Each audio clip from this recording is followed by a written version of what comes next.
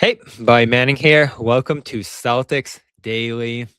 And it's a new show here on Celtics All Access and CLNS Media, hosted by me on pretty much every off day that the Celtics have going into the new year here, 2026. Happy holidays, happy new year to you all.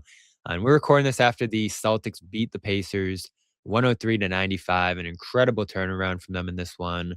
Uh, 20-point deficit early in the third turns into a runaway victory behind Jaylen Brown, the bench unit, and Joe Mazzulla's coaching. And we talked a lot about that in our Garden Report hits at TD Garden post-game show.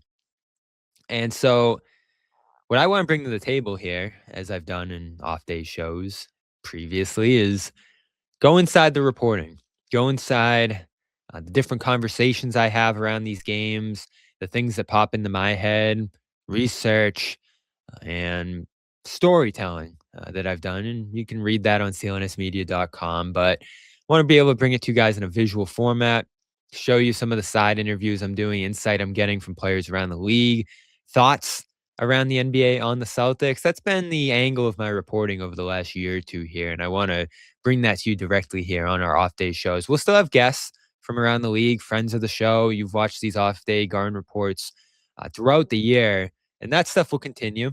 In fact, we'll have someone talk about this Pacers mini series that the Celtics are in the midst of this week as well. We'll look ahead to Portland and Rob, Drew Holiday potentially playing against the Celtics this weekend as they begin their road trip. But we talked a ton about that game, that turnaround, Hugo Gonzalez, all that. You can find that over on CLNS Media and Celtics All Access. I want to go into some of the Achilles reporting I've done this week because we're all intrigued by Jason Tatum's comeback attempt here. 7 months out, going on 8. Feels like any week now we could be getting news that he's progressed to contact 5-on-5, the next steps in his recovery. And we've done episodes with Dr. Eric Latska on that topic, as well as from great insightful guests, all the different things that we've done here. But I've also been able to talk to some players who have gone through this now. And it was fitting this weekend. Friday, they play the Miami Heat.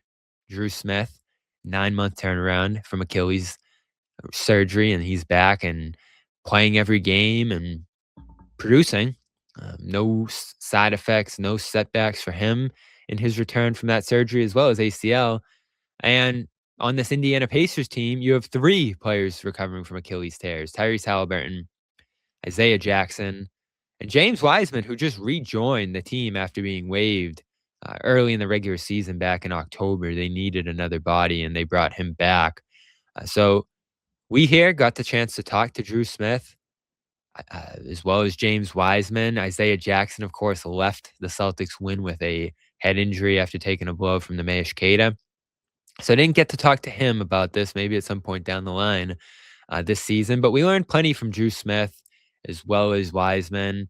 Their coaches gave some insight into their journeys, their trajectories, why they were able to return so quickly, as well as some of the caution, some of the mental toll that this injury can take on you. So we will start with Drew Smith, who I think is the most interesting case, maybe the fastest player ever to come back from this. And I'll say right off the top, it's important to note his position on that team. Undrafted free agent, waived numerous times throughout his attempts to make those teams as a two-way player, going to the G League initially to even get the chance to play on those two-way deals, and then having to go to Brooklyn for a short period of time before the Heat brought him back.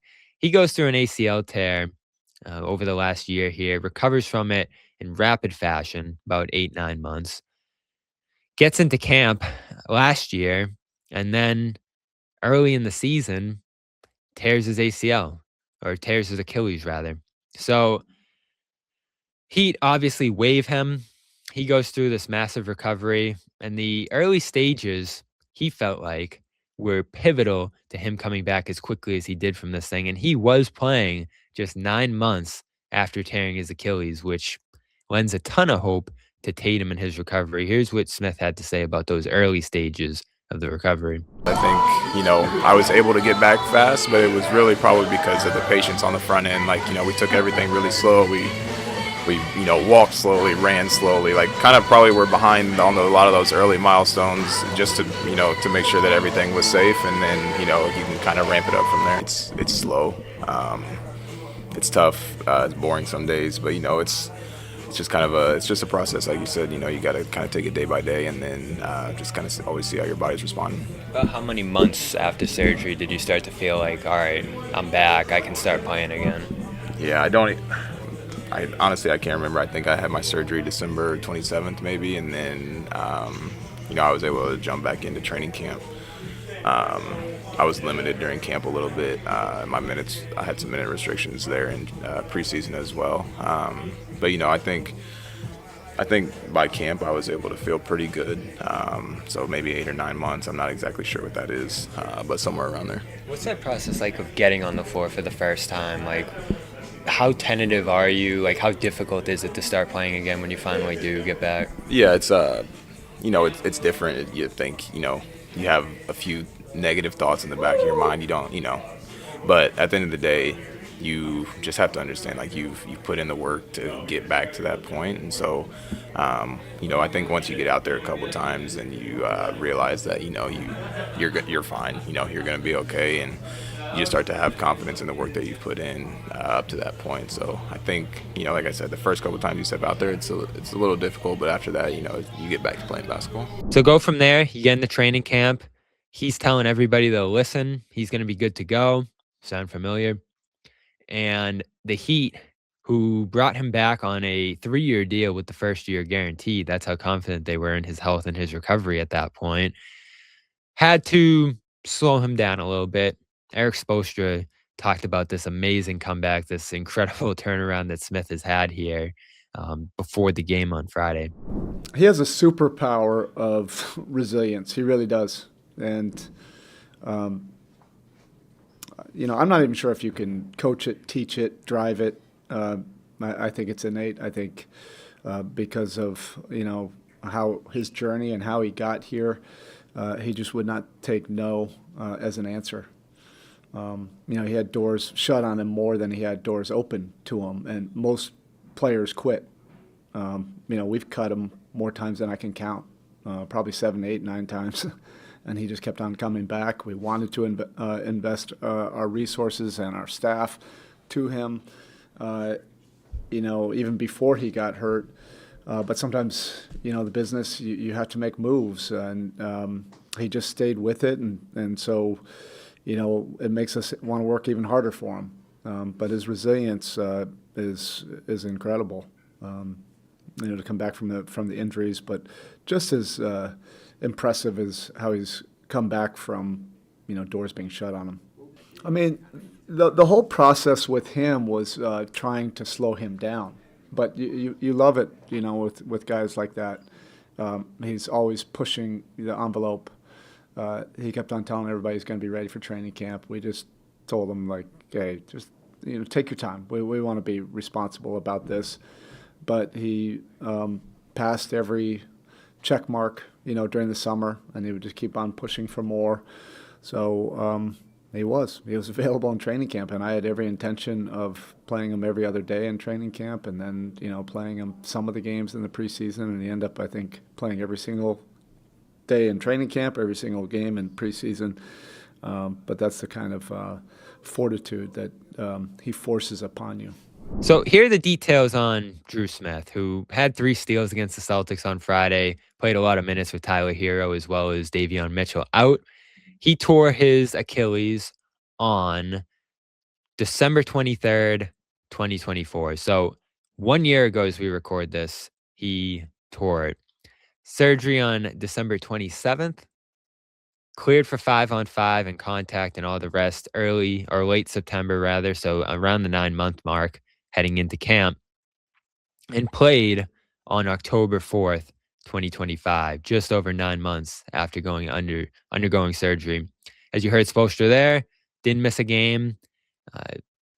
Slowly eased into practice. He talked a little bit about that process as well here, and the insight that he got about the surgery. It's slow.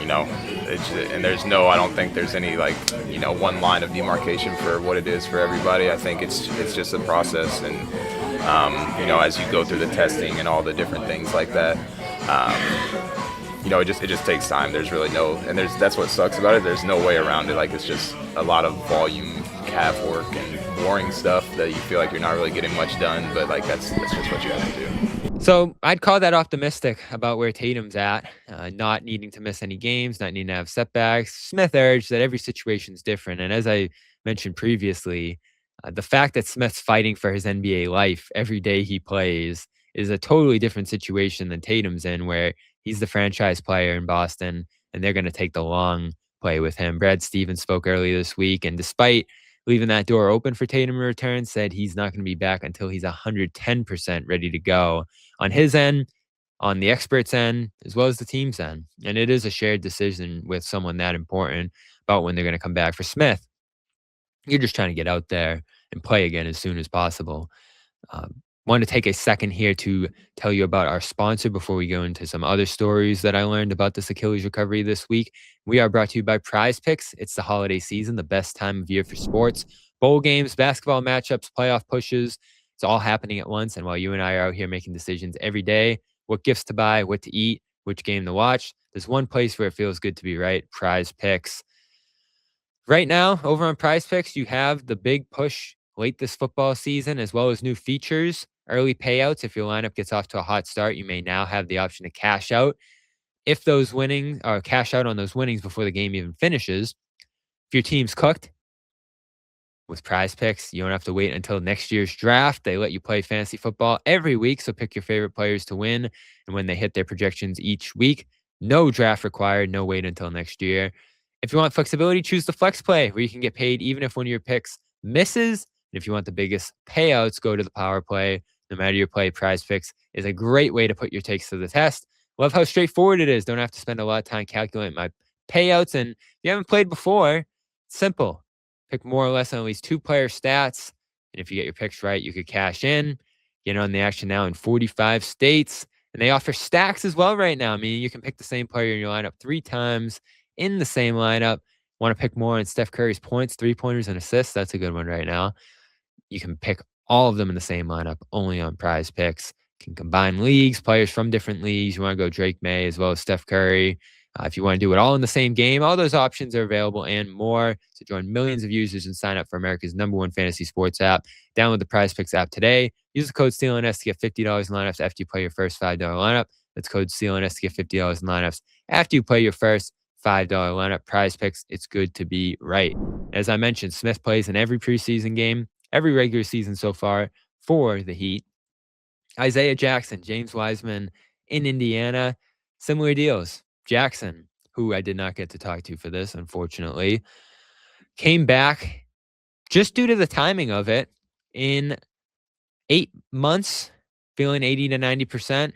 Took a little longer, returned on October 7th, 2025, their preseason opener in 11 months. But he was cleared about 9 to 10 months after his surgery. He said he felt 80 to 90% in mid-July, only 8 months after undergoing surgery on November 4th, 2024. So he, due to the timing of his tear, got more time. And like Smith, has played in all the games for Indiana, given their center situation. He's even been part of the starting lineup dynamic. And Rick Carlisle talked about the way that, strangely enough, 3 Pacers players have been able to lean on each other through this recovery process. Jackson returning first, James Wiseman ready to go around the same time after undergoing a tear, pretty much games into last season around that same time frame.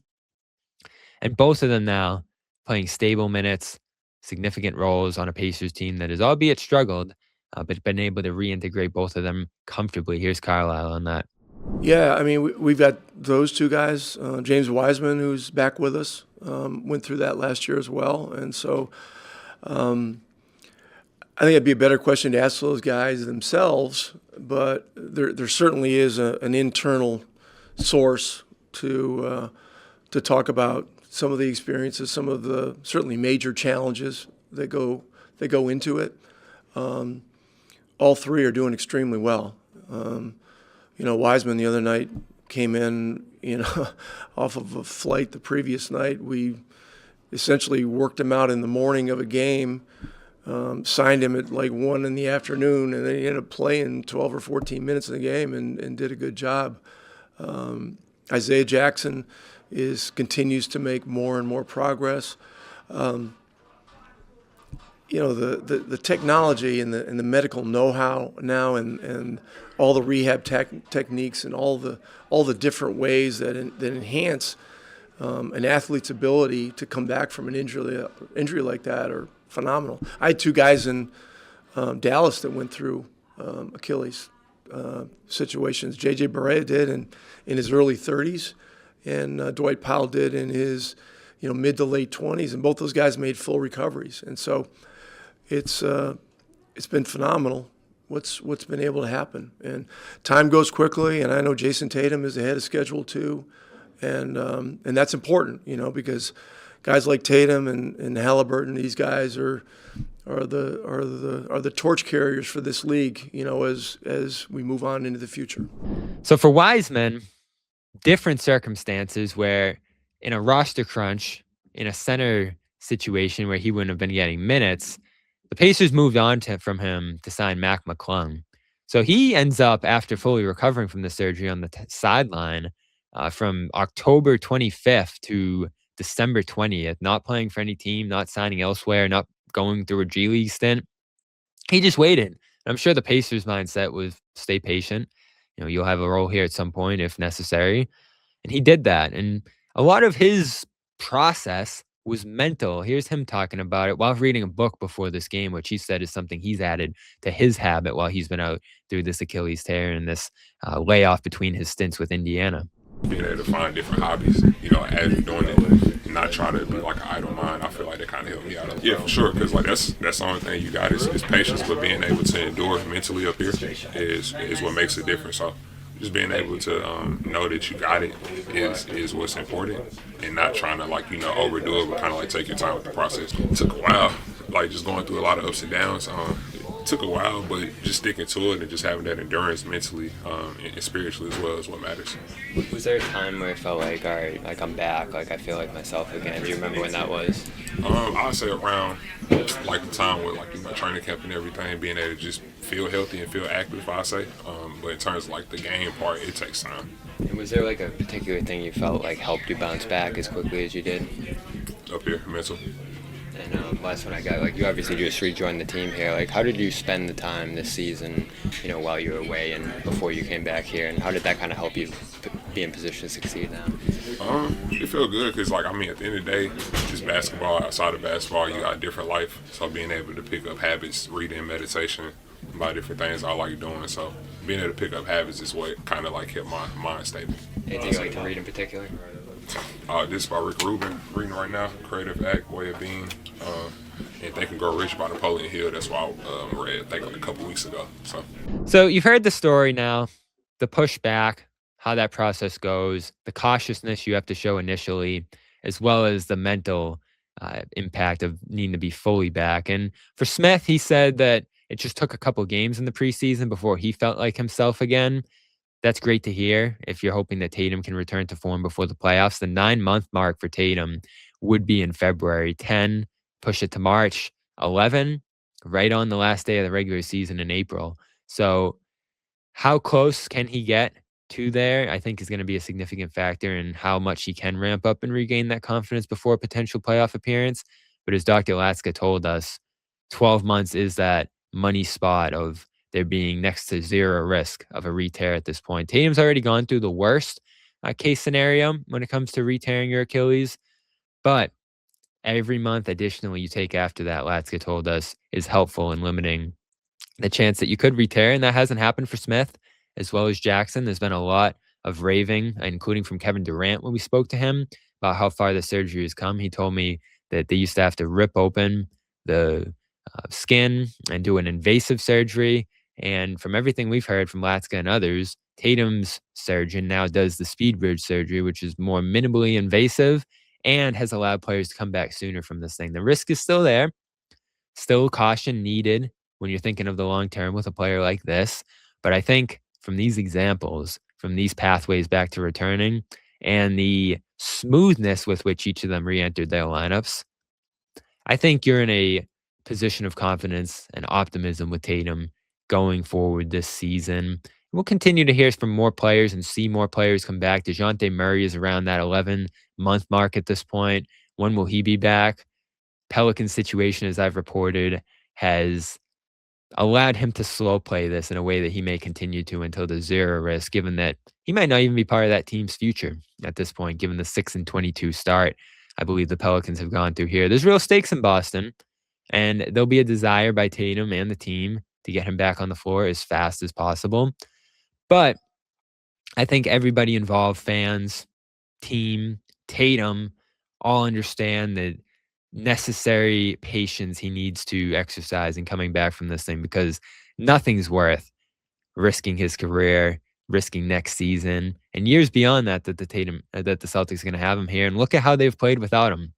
Didn't get a chance today to mention how great this win was. The Celtics have now exited 18 of the last 26 games with wins. They have risen to third in the East. They're top 5-6 in the league over that stretch since starting 0-3. And I think you can now consider this one of the best teams in the league as long as they stay healthy, as long as the coaching continues to progress along with the development at this rate. And we will have more coverage of this season as it continues here, more discussion of this Pacers mini-series coming your way tomorrow. But for now, I'm Bobby Manning. This has been Celtics Daily, checking in with you, giving you a behind-the-scenes look at the Celtics reporting process that we go through here on CLNS Media, how they're viewed around the league, interviews, conversations, as well as a little bit of film and breakdowns here. You'll be getting it all here on the channel, so subscribe to CLNS Media and Celtics All Access right here for these podcasts on each off day that the Celtics have through the rest of their 2025-2026 run. Subscribe to the podcast wherever you get it, and I will talk to you tomorrow here on Celtics Daily. I'm Bobby Manning. Enjoy the holidays. Enjoy your new year. Hope you have a great one. And peace. I'm out.